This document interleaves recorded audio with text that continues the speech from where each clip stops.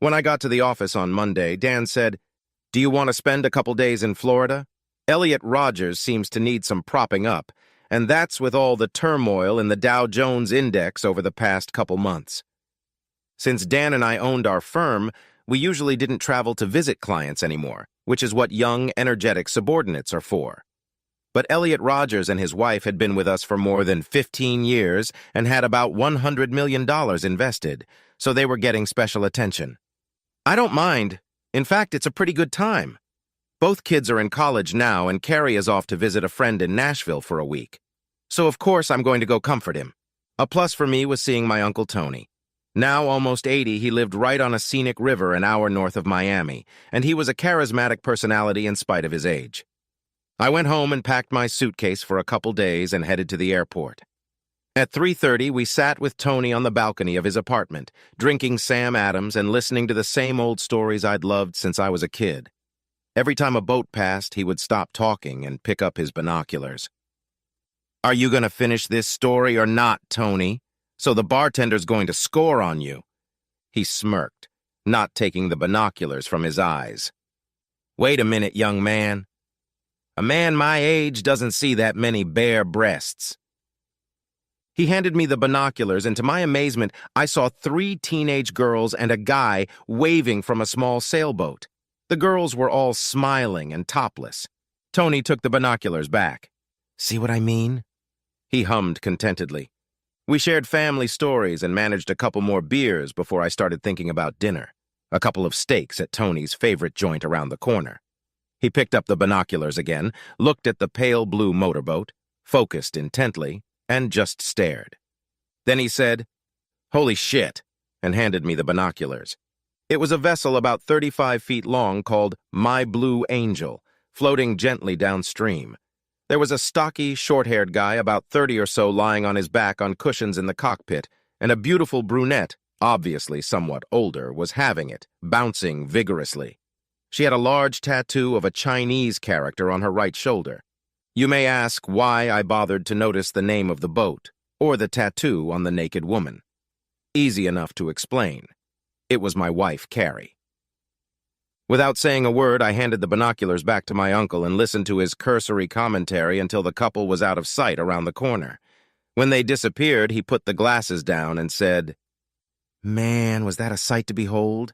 I see that couple on that boat from time to time, Jack, but I'm telling you, that lady was hot. If I was 20 years younger—" "More like 50, I'd say," I replied, smiling at him. I was very upset, but I wasn't going to talk to Tony about it.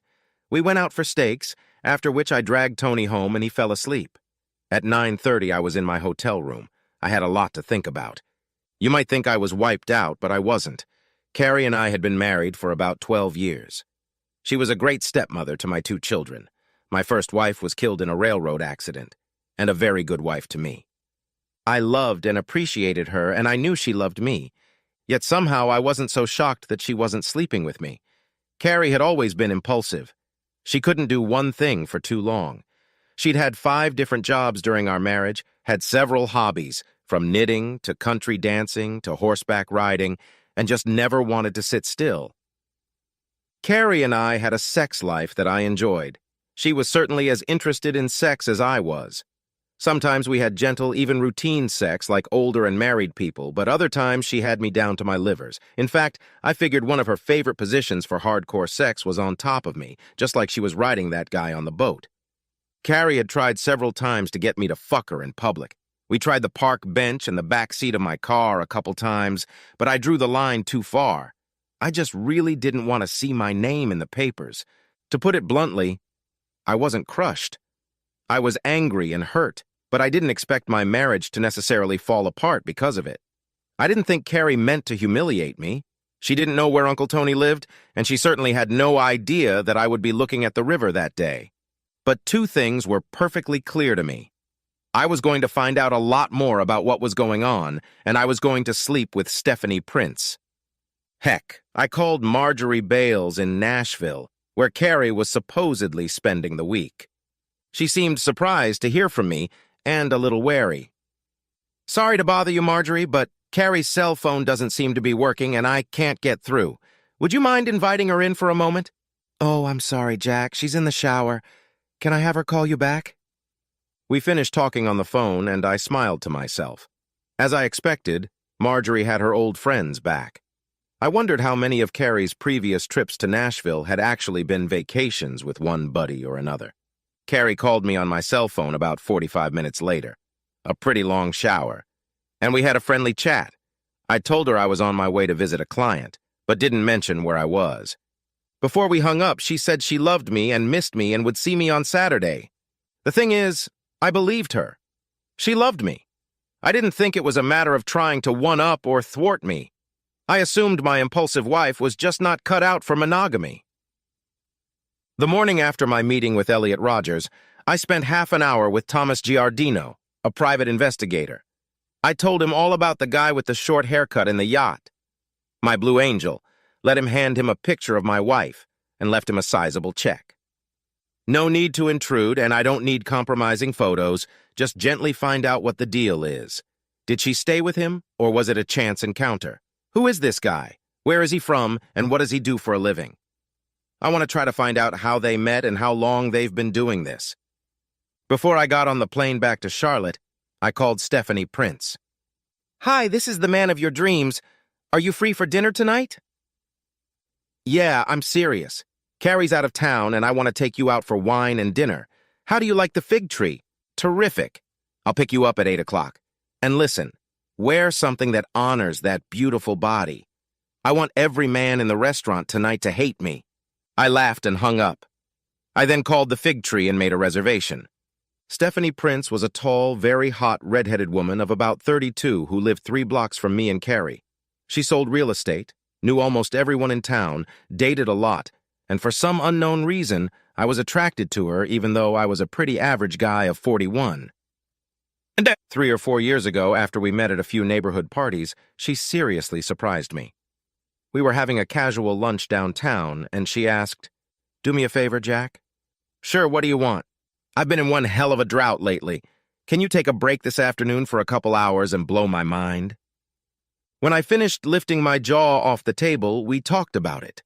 If I had thought about cheating on my wife with anyone, it would have been Stephanie, and I told her about it. But I was serious about my marriage vows. I know you're happily married, Jack, and I'm not trying to break up the relationship between you and Carrie. I'm not looking for a husband or even a magical romance. I like sex, and I like you. If you want to roll around on the bed with me, whether it's once or several times, just tell me yes. I'd push her away, but not without gratitude for the flattering offer. And I didn't forget that either. Even though I had just seen Carrie cheating on me, I figured I'd do something about it someday. The steelhead trout at Fig Tree was the best I've ever had. But the eating experience wasn't nearly as vivid and memorable as that night in Stephanie Prince's bed. She was energetic, experienced, and tireless. I still don't know why she found me attractive, but she sure as hell liked having fun with me. Dinner was surprisingly serious. We flirted, of course, and Stephanie kept hinting at her plans for me, but we also talked. She's so attractive that it's easy to overlook how considerate and intelligent Stephanie is, but our conversation reminded me of that. It didn't take her long to ask the $64,000 question. In fact, right after we placed our order. "All right, Jack, spill it. I'm glad you called, but what's going on?" I smiled and said, "Can I have a beautiful, elegant dinner with the most beautiful woman I know?" "How about Carrie?" "Yes, she's attractive too, but..." Stephanie, smiling, clapped me on the arm and said, "Very funny. Seriously, what's wrong? You've been keeping your distance ever since I, expressed my interest in you a couple years ago, so why did it happen tonight?" I told her what I saw in Florida and how I feel. "That sucks. I'm sorry, Jack." And I knew that's what she meant. We spent most of dinner talking about marriages, infidelity, and trust. Stephanie had been divorced twice, both times with hot guys who cheated on her before she decided to give up on marriage, so she was very sympathetic. "So what are you going to do about it?" "I'm going to take you home soon, and hopefully you'll invite me over." She smiled at me and gently stroked her foot with mine under the table. After that, I don't know. I think Carrie and I might be able to get over it. I need to know how serious this affair of hers is, and I have a guy who is looking into it. But you know what? I think it's time to stop talking about Carrie. I asked for the check. 5 minutes later, we were holding hands and walking to the car. 20 minutes later, we were lying on her couch, and a little later, we were naked in Stephanie's bedroom. Over the next few days, the smile on my face after my wonderful night with Stephanie would come and go, alternating with gloomy thoughts about Carrie and our future. The people at work must have noticed something, because on Thursday, Dan walked into my office, closed the door behind him, and asked, "What's wrong?" I sighed and told him the story. "What are you planning to do?" "Ask me next week," I said. "It depends on what the detective finds and what Carrie has to say. She'll be back Saturday night, so we'll see." I spent Thursday night with Stephanie, and it was just as hot as the first time. I brought Chinese food, and we ate it in bed as we entertained ourselves. "You know what?" I told her around midnight when we were sleepily watching Letterman. "I'm having a really good time with you." "And this is a surprise to you, asshole," she said, laughing. "No, that's not what I meant," I kissed her. "Sex with you was amazing, Stephanie. I'm serious. You're amazing." But this, I think you turned me on so much that it took me a while to notice how much I enjoy it when we're not doing it. Just talking to you, laughing, watching you drip Kung Pao chicken on those amazing breasts. You're just... I can't believe no one grabbed you. Honestly, you deserve more than... well, than me. She turned off the TV and pulled me to her for a kiss. "You're sweet, Jack, and I had a great time too. But don't pitch yourself too low, you're a winning lottery ticket. And if Carrie doesn't pull her head out of her ass, women will be lining up to help you feel better." "Including you?" I asked. She looked away. "I'm not sure. I'd largely agree that I wasn't the kind of person who was used to being sedentary. But let's just say, I don't know, and leave it at that." We let it go, realizing that things had gotten serious. Pressed against each other, we kissed some more and fell asleep. And in the morning, Stephanie was light and funny as we showered together, joked at breakfast, and drifted apart. Thomas Giardino, a private principal from Florida, emailed me Friday afternoon. "Here are our preliminary results. Please read and study the attachments and then call my office. I will be in before 6 p.m.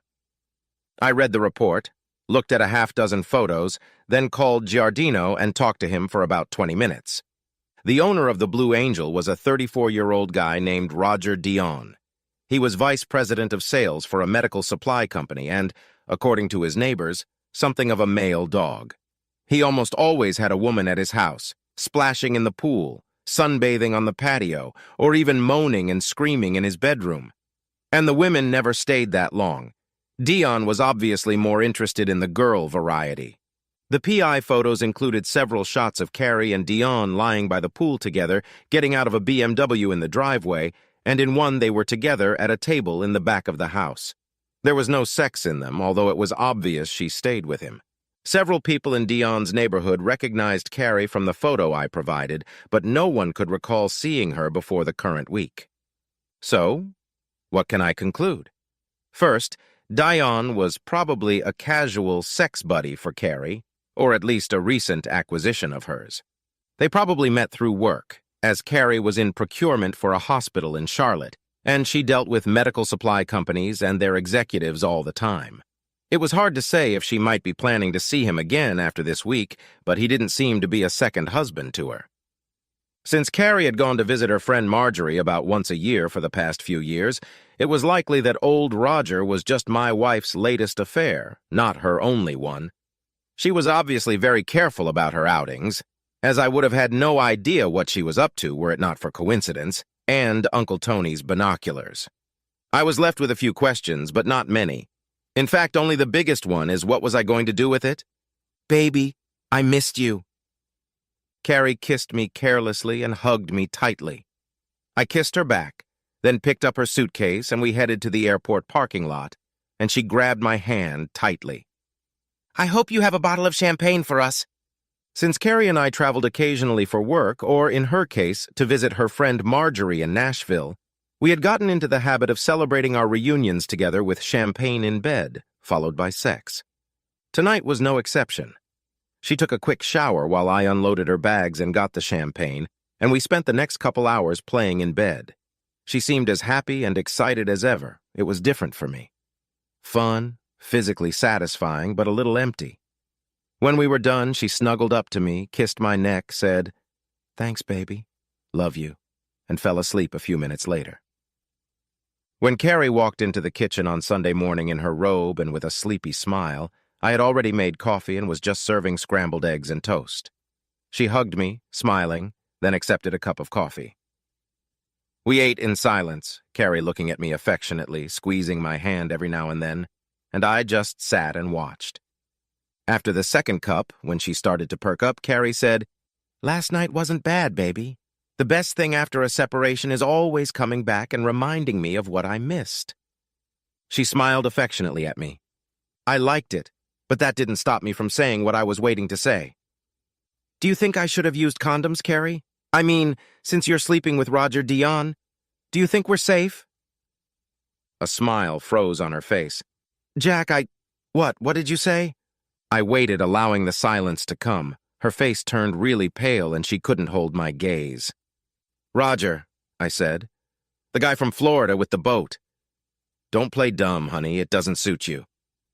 "Did you and he use condoms? What about the other guys you had? I'm guessing there were at least 5 or 6. Were you being a good little girl and practicing safe sex?" Carrie cried. "Jack, it's not that. Oh my God, baby, I'm so sorry, oh my God." She covered her face with her hands, crying harder. When she looked at me, her face flooded with tears. I just stared back. "Baby, Jack, I know that. Oh God, I know I did something terrible, but how did you know?" Silence. I wasn't going to answer that question. She looked at me and recoiled at everything she saw, crying even harder now, blowing her nose into her napkin. I got up from the table and said, "I'm going to take a shower." When I returned to the kitchen a half hour later, shaved and dressed, Carrie was still sitting at the table, but she had washed the dishes and washed her face. "Honey, I know I owe you an explanation.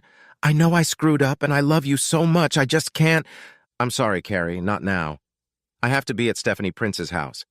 I should be back for lunch so we can talk." "Stephanie Prince?" Her sad face became puzzled. "Yeah, you remember Stephanie, the real estate agent? The tall red-headed girl? Turns out she's really good at the Kama Sutra, like she likes it. You know what I mean?" Carrie looked like pigs had just flown into the kitchen window. "Stephanie, are you, having sex with her?" "Well, when I found out our marriage wasn't what I thought it was, I took her up on her offer. We slept together, yeah. So I'll see you at dinner." I gave what I thought was a pretty good description of myself in Stephanie's bed that day, considering what I had done with Carrie the night before. Then we laid around for a while, eating sandwiches and watching Carolina Parents.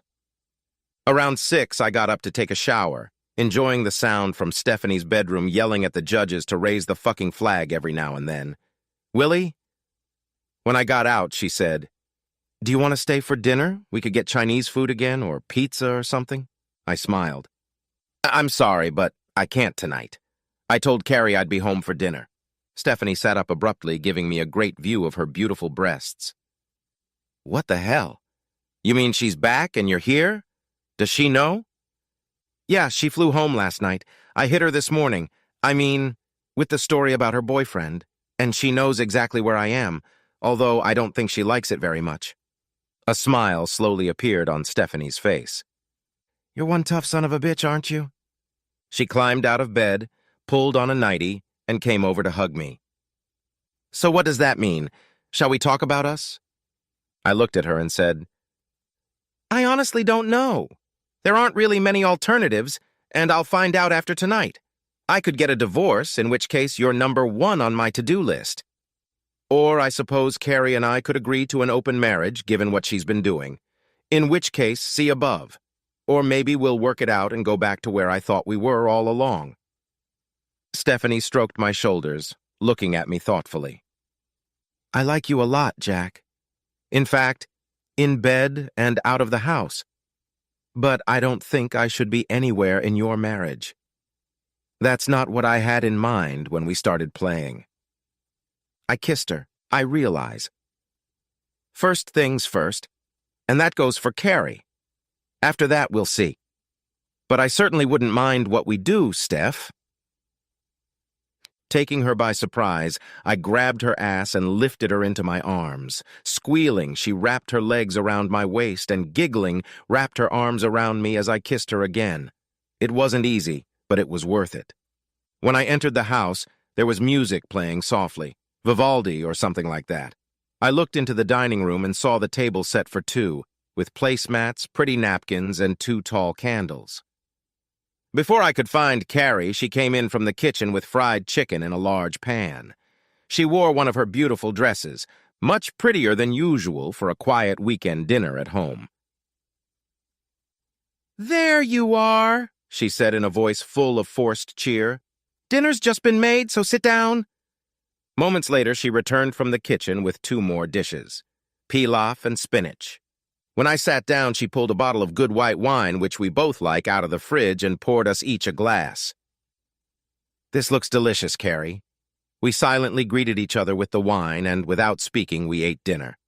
There was conversation about innocent things and the latest news from the kids, which was my job, but there was too much unspoken and too many subjects to avoid.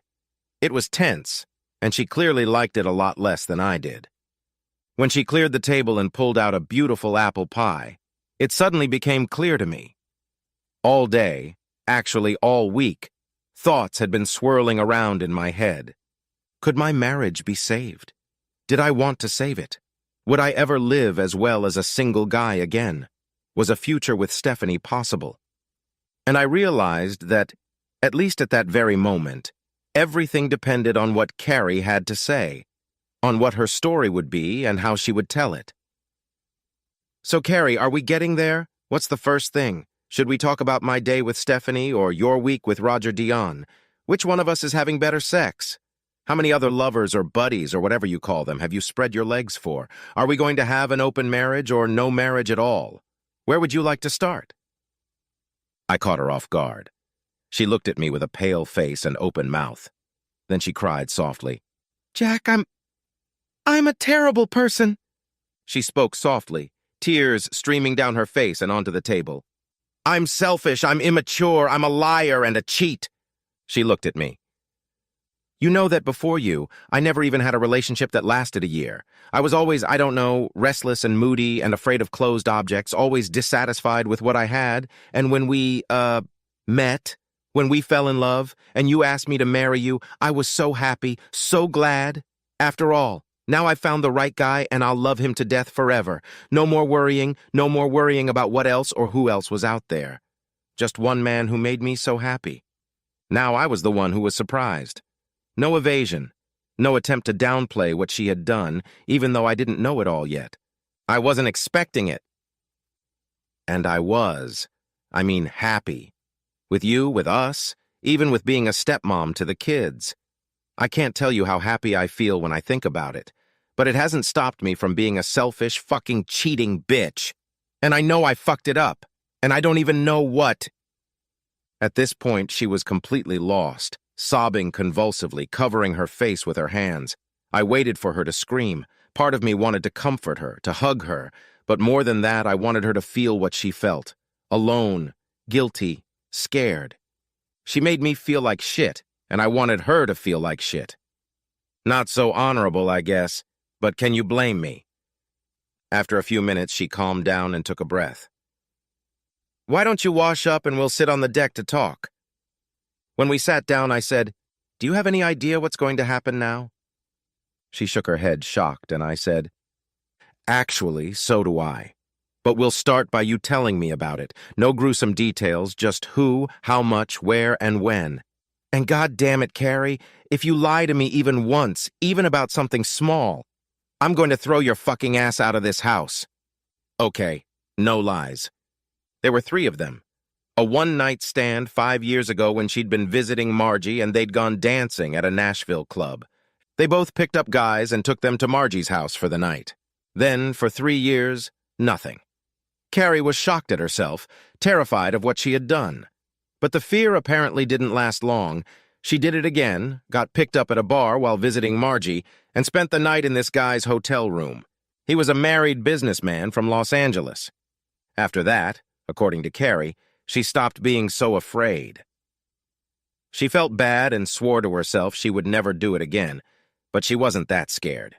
The third guy was Roger Dion. It was just as I'd imagined. He met her on business in Charlotte. They flirted, and instead of telling him to fuck off, she let him keep working on himself. After a few months, a few private dinners, and a few stolen kisses, she agreed. But she told him she'd never meet him in Charlotte. Eventually, he got the idea that she would visit him in Florida. On her last visit to Margie, she flew to Nashville on Saturday, then got on a plane to Miami and spent 4 days with Roger before heading back to Nashville for the rest of the week. She didn't want to risk flying home directly from Miami, and I somehow found out about it. She swore she had absolutely no intention of ever seeing him again, and I believed her. No part of this story suggested anything romantic, and the sex, at least as Carrie told it, seemed pretty ordinary. Exciting, like a new endeavor, but nothing cosmic. When she finished telling me her story, she leaned back. She looked exhausted. To my surprise, I found that I already had a clear idea of what I wanted. Good. Now it's your turn to listen. When I point at you, you speak. Yes, Jack, or else you shut your damn mouth, okay, Carrie? I pointed at her. She nodded fearfully, then belatedly said, Yes, Jack. I love you and I appreciate our marriage, and I fucking hate what you did. Part of me wants to grab you by the neck and slowly strangle you, watching your face as you die. You killed me and our marriage. You betrayed our love and my faith in you and all the hard work we both did to make our marriage successful. You should be ashamed as hell of yourself. You know that, right? I pointed at her and she immediately said, Yes, Jack. She nodded so vigorously that I almost smiled. Only 3 things can happen, and I've already ruled out one of them, I said. I stood up and paced back and forth, looking at her face. The first, we can get a divorce, nice and simple and clean. We just say hasta la vista, and you can walk out of this house and spread your legs for any asshole that catches your eye. You can be as restless, selfish, and irresponsible as you want. No lies, no one's heart to stomp on. Second, we can decide to have an open marriage. There's no point in honoring our marriage vows. They're so outdated and depressing, right? You have whoever you want, I have who I love, like Stephanie Prince or something, and if we ever feel like it, we can have each other from time to time. Except it doesn't work for me. There would be no real love, no trust, no connection. This marriage will never make me happy, so I won't do it. 3. We stay in the marriage. We decide that the words we said to each other 12 years ago about leaving everyone else behind still mean something to us, even after you've adjusted to them, and after I've spent a few nights in Stephanie's bed. I choose 3. She looked scared, but she said it right away. Didn't I tell you not to say anything? Yes, Jack, you did. I can't help it. I choose 3. That is, if I have a choice. You haven't told me if you're giving me a vote yet, but I'm voting for 3. Good, I said. I was pleased, but I didn't show it. Now shut up again. The only one who has a vote is me, okay? Say yes, Jack. Yes, Jack. There was a faint glimmer of a smile on her face, and I thought maybe it was on mine, too. Number 3 will mean there's a lot to fix, a lot of work to do. You'll get tested to see what STDs that asshole gave you, and I think I need to get tested, too. I was careful with Stephanie, but even if you say you used condoms, I'll be damned if I'm going to risk it. You're going to start seeing a therapist, and we're going to start seeing a marriage counselor. Honestly, I think this is the first one that matters. I don't realize it's our fucking problem. It's your fucking problem. But I'm sure a counselor can help us communicate better. Even if it's just so I know when I should kick your ass before you do anything else. Even 1/8 is stupid. Then cross your legs together. Got it? I pointed at her and she said, Yes, Jack. There were tears on her face, but she started to smile. You remind yourself more often that you only flirt with the one guy you kiss or touch, the one guy you have ever had, and that's what I'm all about. And if you don't like that, if you think it's too limiting, then we'll go back to number 1. I looked at her and the smile disappeared. Yes, Jack, yes, I get it, yes, absolutely. Good. I think there may be a few more as we move forward. Things I'll think about later or what a marriage counselor might suggest. But for now, there are 2 more. First, Nashville is over. You're not going there again? Carrie's head twitched and she opened her mouth but then closed it again. Then she nodded and said, "Yes, Jack. Your little friend Margie was right in the heart of it when you messed up our marriage, and that will stop. If you want to see her, you can invite her here. And after I rip her chocolate eye, I might even let her stay in the guest room for a night or two. Got it?" "Yes, Jack." She said it before I even looked at her. "And I'm really sorry about that. You're absolutely right about Margie and all of this. Now, last one. I keep seeing Stephanie. Not all the time, but occasionally, when I feel like it. Have lunch, sleep with her whenever. Until I decide I've had enough, or you've had enough. Say it." I pointed at her. "Yes, Jack." Her face was pale, and the tears had returned to her eyes. "You don't feel so good, do you? Thinking about me with her? That gorgeous body, those long legs wrapped around me? Are we sleeping or just kissing? Maybe just lying around and whispering sweet nothings to each other?" "No, Jack, it doesn't feel good. It hurts a lot. And I know why you say things like that, and you're right. I say, yes, Jack." She was crying a little bit, but she looked me in the eye.